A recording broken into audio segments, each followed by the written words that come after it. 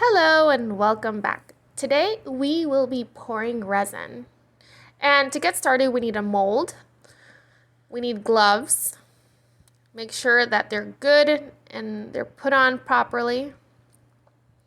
And then we need our resin. It's Art and Glow. So we have the hardener and then we have the resin. I'll be showing you how I do my mixture together. In order to measure the amount that we need, we have to weigh it. So I already have the proportion of the tray mold that is needed. So I pour half of the resin and then half of the hardener. So this one is the hardener. It has a little bit more of a yellow tint to it. So I pour it, if I'm not mistaken, to 1.4 ounces. And the other amount is the same. So we have an equivalent 1-to-1 ratio. It's very important that you weigh it. If you don't weigh your resin and you mix it, you will have very bad blotchy spots on your piece. It might not cure properly, so you might have harder parts, you might have softer parts. So it's very important to have 1-to-1 ratio.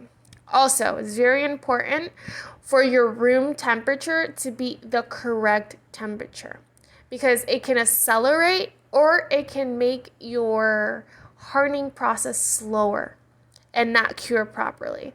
So the room right now is around 75 Fahrenheit, and that is what this resin 1-to-1 ratio dictates as the proper for mixing. So after I poured it, I have to do a very good mixing. So this is a slow processing resin, so it takes around 30 minutes to an hour to fully harden into the harder process. So I can go a little bit slower. I did fast forward the video because it is a long process. And the slow hardening resin gives you that time to really detail what art you want to create on your resin. If you are more inclined to a fast hardening, you can also use the fast hardening, which is in 15 minutes. But for my interest and for my desired needs for my art pieces, I need a little bit more time. So I'm still mixing and we have bubbles, but don't worry about the bubbles. I will show you a technique that I use in order to eliminate them. And for this molding process, I'm going to be using my Mermaid Pearl design. And once the piece is finished, it has a very glary effect of pinks, blues, and reds through the interference mica powder. So here I'm adding to every divided resin the amount necessary in order to create that marbled pearl effect. And also, you have to mix them very thoroughly.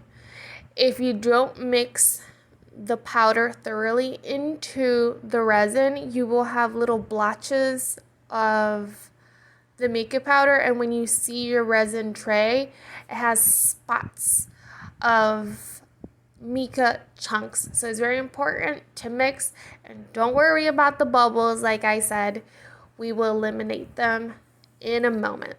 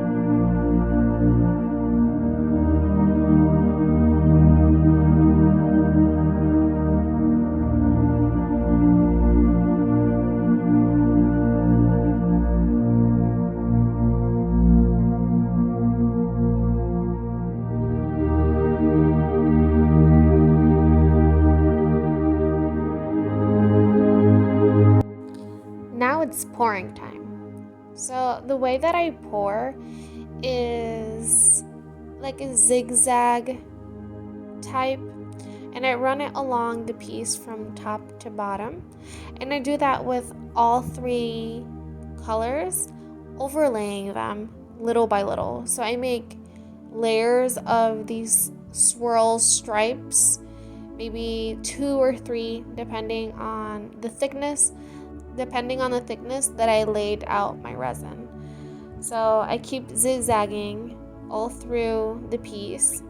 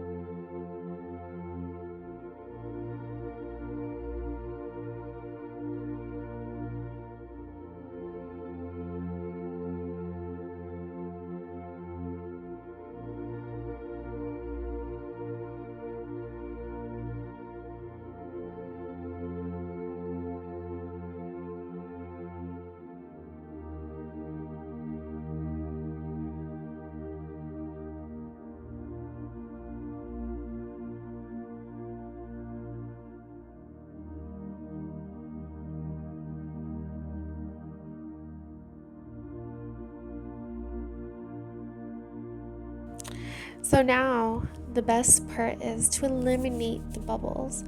So I use a torch, a flame torch. Not every silicone mold can withhold a torch. So it's very important to know if your tray is sensitive to flames. If it is sensitive to flames, you can always use a hot gun. So it transmits that heat to blow up those bubbles and to move around your resin so it eliminates and pops them. So that's what I'm demonstrating here.